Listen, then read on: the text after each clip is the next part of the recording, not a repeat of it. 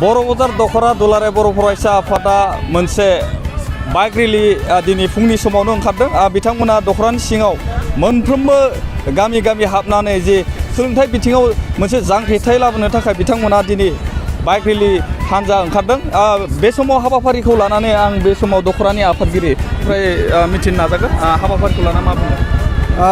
गिबियावनो बडलेण्ड निउस पर्टेलनिसिम आं बर'बाजार दखरा दुलाराय बर' फरायसा आफादनि आफादगिरि जानानै आं गाहाम हामलायनायखौ जासिबाय।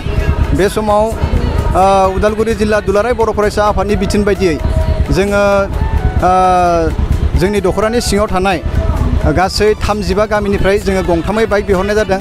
बे बाइक बिहरनायावहाय जोंनि गामिफोरनिफ्राय गासैबो सफैनो हादों। जों बेखौनो बिथा खालामनानै लादों। जोंनि सोलोंथाइ जांख्रिथायखौ जोङो बिथा खालामनानै लानाय बे हाबाफारिखौ लानाय जादों।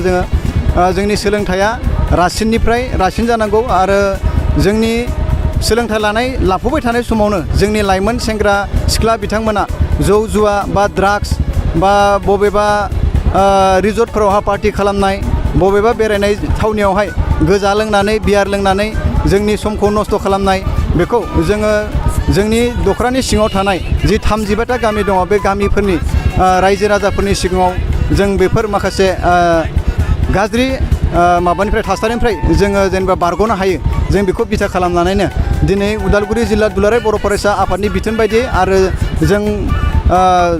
जों बर'बाजार दखरा दुलाराय बर' फरायसा आफादा जोंनि गामिनि गासै रायजो राजा बिथांमोनजों सावरायलायनानै जोंनि लाइमोन सेंग्राफोरखौ लानानै जोङो बेखिनि हाबाफारिखौ लानाय जादों। बे बाइक रेलिनि गेजेरजों आरो मा बिथिङाव नोंथांमोना सांग्रांथि होगोन दिनैनि जोङो बेवहाय न'खर सिमफायनानै आथिखालाव सोलिबाय थादों। न'खर सिमफायनानै माने जोंनि हिन्जावफोरा बा आइजोफोरा माखासेया माने हाबा जाखानाय हौवासाफोरजों थाङो आरो माने गुबुन माने रं नाम्बार जानानैबो गुबुन हारिफोरजोंबो थांनायखौ जोङो नुनो मोनदों।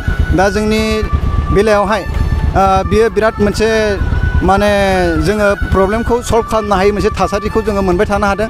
आरो जोङो नुनो मोनबावदों जोंनि गेजेराव बे माने लाइमोनफोरानो बांसिन दा ड्राग्स माने जौ जुवा ड्राग्स जानाय, गान्जा जानाय, सेखर जानाय, गुटखा जानाय बेफोरखौ जोङो बन्द' खालामनो थाखाय जोङो नैबे हाबाफारिनि गेजेरजों थांखि लानाय जादों आरो। साबायखर नोंथांसिम।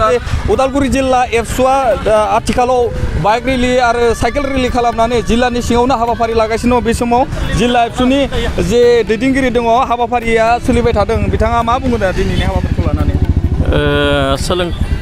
सोलोंथायारि जांख्रिथाय मावथांखि बेखौ लानानै दुलाराय बर' फरायसा आफाद थांखि लादोंमोन। बे हिसाबै उदालगुरि जिल्ला एबसुनि बिथोन बायदियै बर'बाजार आनसलिकआ दिनै बे हाबाफारिखौ बाइक रेलिनि गेजेरजों लादों। जोंनि गेजेराव सुबुं सम्पद दानांगौ आरो समाजारि जेंनानिफ्राय जोङो उदां जानांगौ, बेफोर थांखिखौ लानानै दिनै बे बाइक रेलि हानजा सुरनायखौ लानाय जादों।